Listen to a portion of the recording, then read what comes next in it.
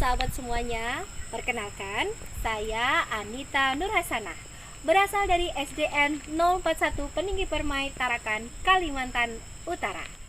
Kita seringkali menyalahartikan bahwa memberikan akses pendidikan yang seimbang kepada siswa itu berarti semua siswa akan mendapatkan sumber belajar dan proses pembelajaran yang sama persis.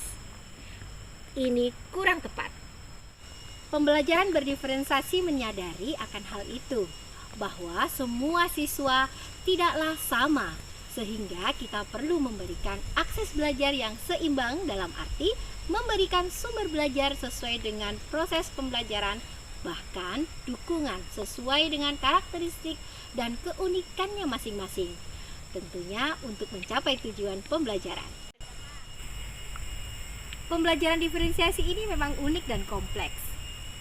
Proses pembelajaran yang bermakna dan relevan menjadi poin penting dalam kesuksesan kegiatan belajar. Kadang-kadang agak was-was ya ketika kita menerapkan metode atau mode pembelajaran yang tergolong baru kita pelajari. Tapi kita harus coba. Pada video kali ini saya akan membagikan bagaimana proses pembelajaran berdiferensiasi pada mapel IPAS tentang kelestarian alam dan upaya melestarikannya. Kelas 4A di SDN 041 Peninggi Permai Tarakan, Kalimantan Utara. Kelestarian alam tidak begitu asing bagi anak. Hanya lebih spesifiknya, kelestarian alam ternyata banyak jenisnya. Perlu penalaran kritis dan upaya pelestariannya harus dipahami. Dengan pemanfaatan media GoSlime, Google Site, Google Form, Lumi H5P, dan Augmented Reality, pembelajaran ini dilakukan. Bagaimana itu? Penasaran?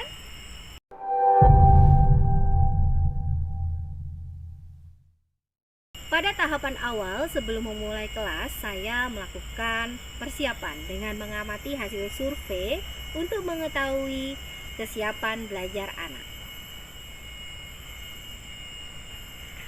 Tahap ini guna mempersiapkan bahan ajar yang akan saya berikan kepada siswa sesuai kesiapan belajar mereka.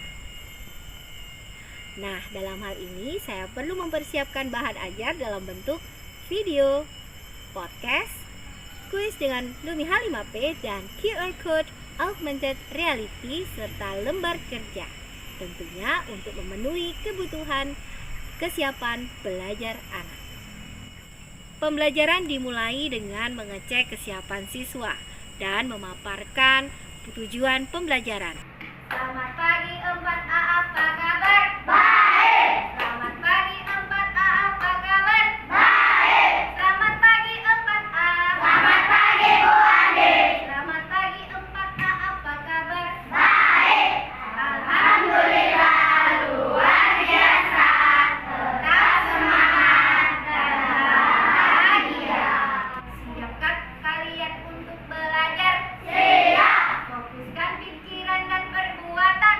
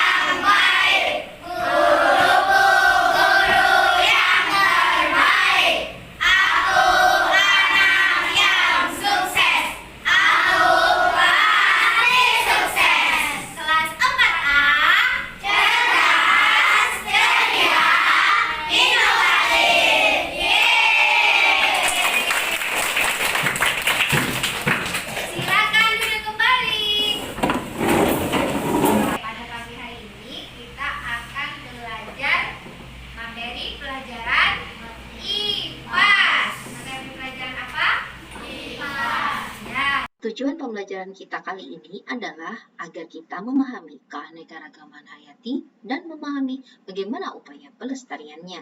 Tidak hanya itu, di awal proses pembelajaran, saya juga melakukan asesmen diagnostik untuk memetakan apakah siswa sudah memenuhi kompetensi prasyarat dari materi yang akan dipelajari.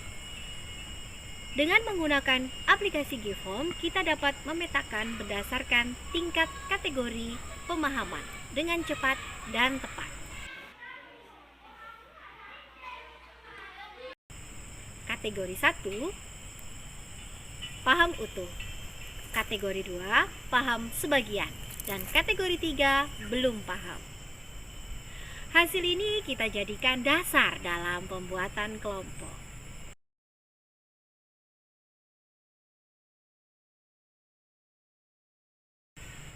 Keseruan pembelajaran ini dimulai ketika saya melontarkan pertanyaan.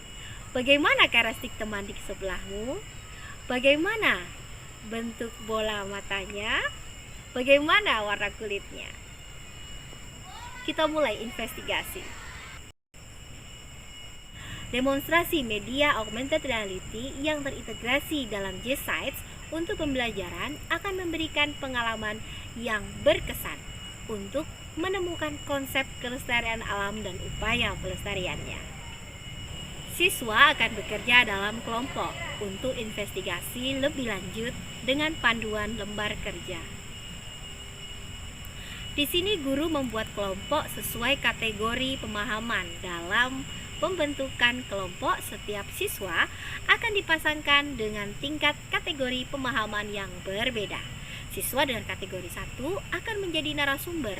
Namun apabila siswa ini membutuhkan bantuan, dapat bertanya kepada guru. Guru juga menyiapkan sumber belajar untuk meningkatkan pemahaman. Siswa kategori berkembang sesuai dengan kesiapan belajar mereka, yaitu visual, akan belajar dengan mengamati video pembelajaran melalui GSites. Siswa auditori akan belajar dengan menyimak podcast, dan siswa kinestetik akan bertindak lebih aktif dalam belajar, menyelesaikan lembar kerja yang ditempelkan di dinding, dan mencari QR code yang sesuai dengan permasalahan yang akan diselesaikan. Setelah semua kelompok menyelesaikan diskusinya, masing-masing menyampaikan paparan hasil diskusinya.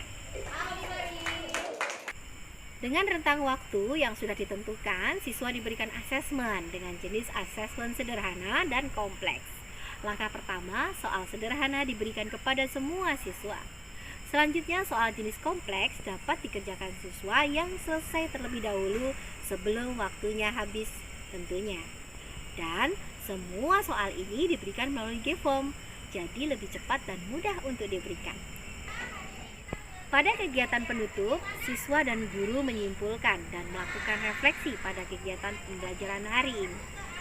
Tercapainya pembelajaran ini terlihat ketika siswa melakukan paparan hasil diskusi dan hasil segmen formatif. Pembelajaran ini berfokus pada dua hal diferensiasi, yaitu diferensiasi konten dan diferensiasi proses. Pada diferensiasi konten, setiap siswa dengan kesiapan belajar yang berbeda, mereka mengamati sumber belajar yang berbeda pula.